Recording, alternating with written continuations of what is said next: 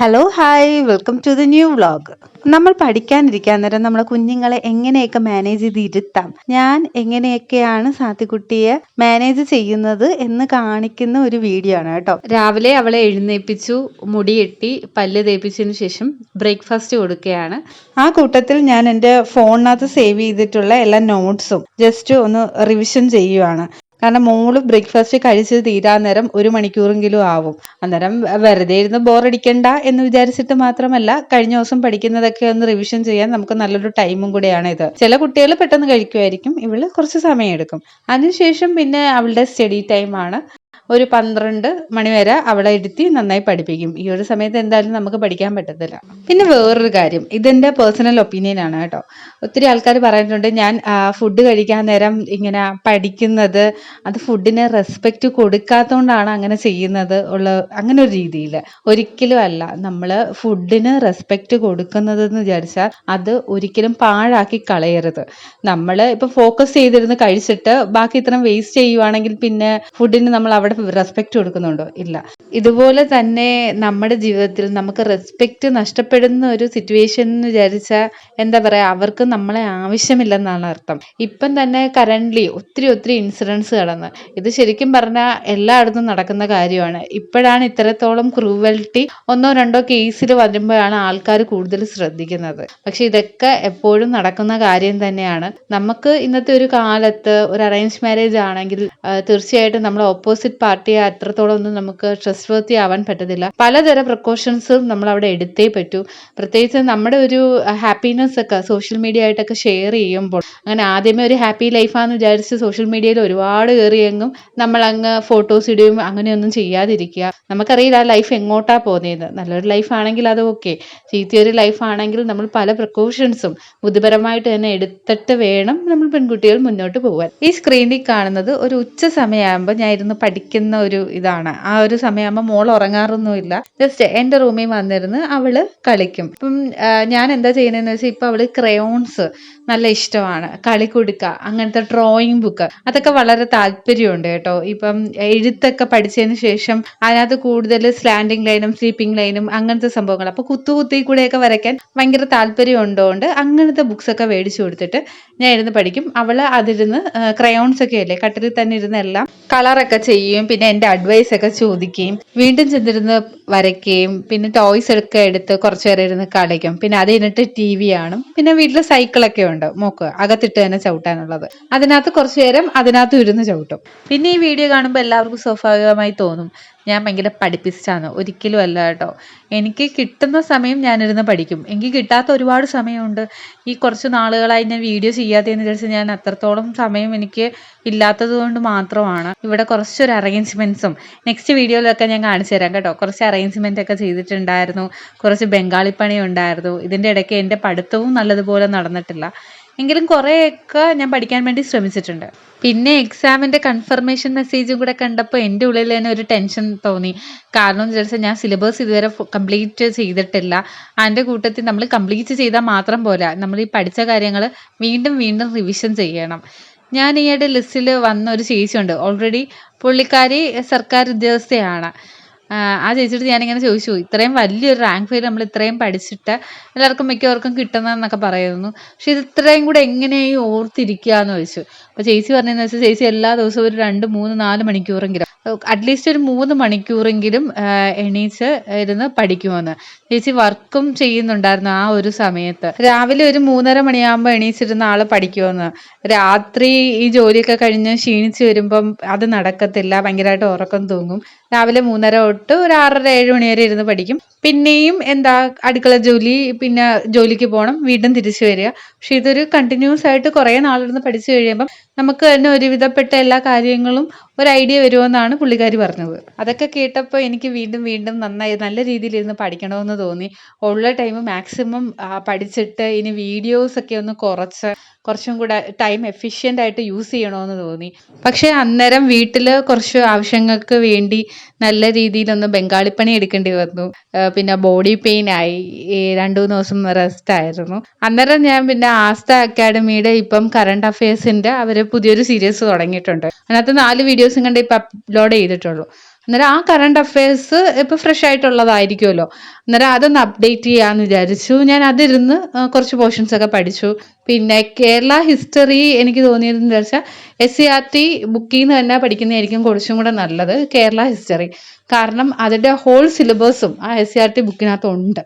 അതുകൊണ്ട് ഇന്ത്യൻ ഹിസ്റ്ററിയും ഒരുവിധം എല്ലാം തന്നെ നമ്മുടെ SCERT ബുക്കിനകത്തുണ്ട്. പക്ഷെ ജോഗ്രഫി വരുമ്പം നമ്മൾ റാങ്ക് ഫയൽ നോക്കി എല്ലാം പഠിക്കണം.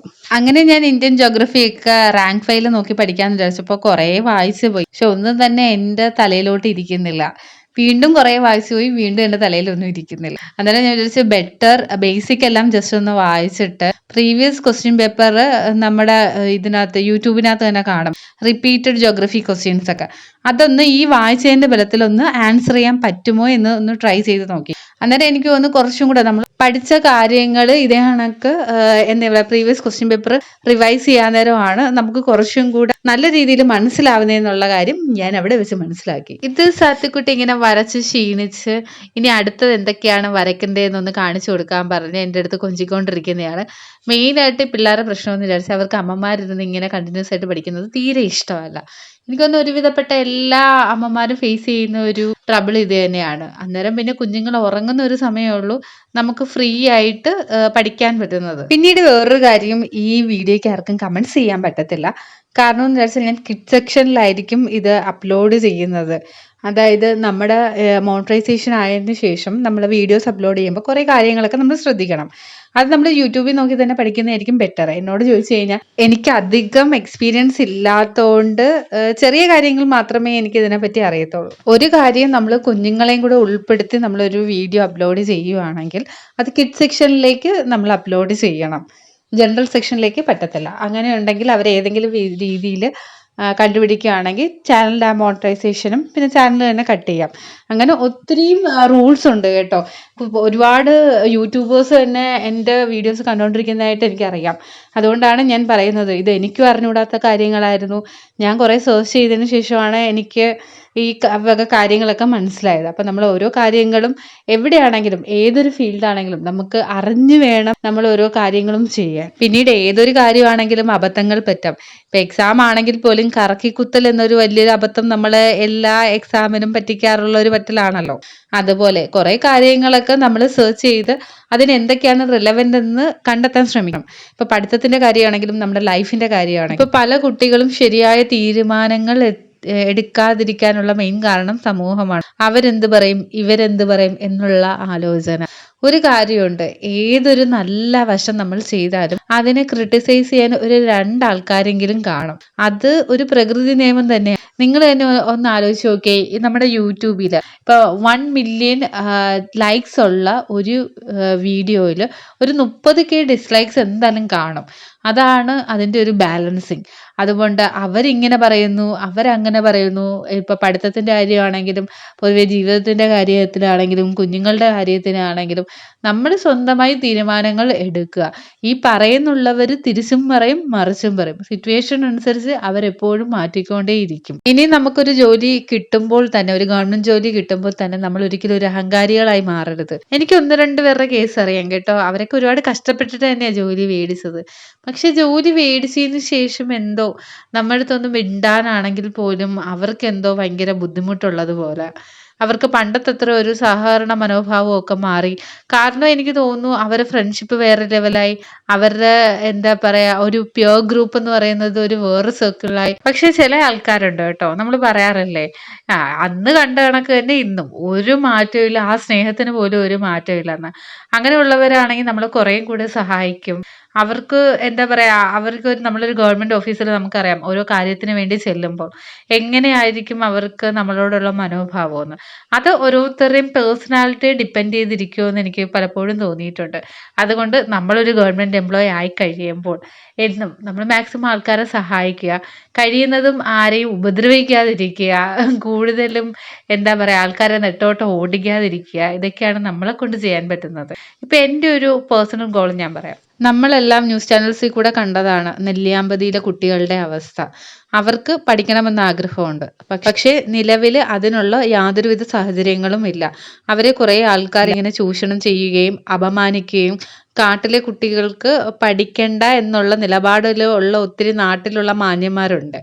അങ്ങനെയുള്ള സംഭവങ്ങൾക്കെതിരെ എന്തെങ്കിലും ഒരു ക്യാമ്പയിൻ കണക്കോ അല്ലെങ്കിൽ അതിൻ്റെ ഒരു ആക്ഷൻ കമ്മിറ്റി കണക്കോ കുട്ടികൾക്ക് കൂടുതൽ കൗൺസിലിംഗ് കണക്കോ എന്തെങ്കിലും കൊടുക്കാൻ അങ്ങനത്തെ എന്തെങ്കിലും റിലേറ്റഡ് ഡിപ്പാർട്ട്മെൻറ്റ്സിലോട്ട് ഒരു ജോലി കിട്ടിക്കഴിഞ്ഞാൽ എനിക്ക് കുറച്ചും കൂടെ നന്നായിരിക്കുമെന്ന് എനിക്ക് എപ്പോഴും തോന്നാറുണ്ട്. കാരണം പഠിക്കുവാനുള്ള ഒരു അവകാശം നമ്മളെപ്പോലെ എല്ലാവർക്കും ഉള്ളതാണ്. അതിപ്പോൾ കാട്ടിൽ ജനിച്ചാലും വീട്ടിൽ ജനിച്ചാലും നമ്മളെല്ലാം വീടുകളിൽ ജനിക്കുന്നതുകൊണ്ട് നമ്മളിങ്ങനെയൊക്കെ വളരുന്നു. നമ്മൾ നാളെ കാട്ടിൽ ജനിക്കുകയാണെങ്കിൽ നമ്മുടെ അവസ്ഥ ഇതൊക്കെ തന്നെയാണ്. ചിലപ്പോൾ ഈ അപമാനിക്കപ്പെട്ട കുട്ടികളായിരിക്കും നാളെ ഏറ്റവും മികച്ച രീതിയിൽ പഠിക്കുന്നത്. അവരുടെ ഉള്ളിലായിരിക്കും ഏറ്റവും ആഴത്തിലുള്ള ഒരു പൊട്ടൻഷ്യൽ ഉള്ളത്. നാടിനും നാട്ടുകാർക്ക് നാളെ അഭിമാനമായിരിക്കുന്നത് ഇവരായിരിക്കും. സോ ഇതുപോലുള്ള ഒരു കാര്യത്തിന് വേണ്ടി പ്രവർത്തിക്കുക എന്നുള്ളതാണ് എൻ്റെ ഏറ്റവും വലിയൊരു ആഗ്രഹം. നടക്കുമോ എന്നുള്ള കാര്യം എനിക്കറിയത്തില്ല. നാളെ നമുക്കൊരു ഗവൺമെൻറ് ജോലി തന്നെ വേണമെന്നൊന്നുമില്ല. ഇങ്ങനത്തെ കാര്യങ്ങളൊക്കെ നമുക്ക് സംഘടിപ്പിച്ച് ചെയ്യാൻ വേണ്ടി. എങ്കിലും നമ്മൾ ഒരു അതോറിറ്റി കിട്ടുന്നതും ഒരു സാധാരണക്കാരനും രണ്ടും രണ്ടാണ്. ഞാൻ എപ്പോഴും എന്താ പറയുക, നമ്മുടെ വീഡിയോയുടെ ടോപ്പിക്കിൽ നിന്നും സംസാരിച്ച് ഡൈവേർട്ട് ചെയ്ത് പോകാറുണ്ട്. അത് സ്ഥിര കലാപരിപാടിയാണ്. ഇനി ടോപ്പിക് വൈസിൽ ഇങ്ങനെ സെർച്ച് ചെയ്യുന്നവർക്ക് ബോറാവില്ല എന്ന് തന്നെ വിചാരിക്കുന്നുണ്ട്. എപ്പോഴും നമ്മൾ പഠിക്കുക എന്നുള്ളത് എപ്പോഴും പുസ്തകത്തിൽ നിന്നും മാത്രമല്ല, ജീവിതത്തിൽ നിന്നും കുറേ കാര്യങ്ങൾ നമ്മൾ പഠിച്ചിരിക്കണം. നമുക്ക് ഒരു നെഗറ്റീവ് സർക്കംസ്റ്റൻസിൽ കൂടെ പോകുന്ന ആൾക്കാരാണെങ്കിൽ നാളെ മറ്റുള്ളവർ അങ്ങനെ പോകുമ്പോൾ സഹായിക്കുക.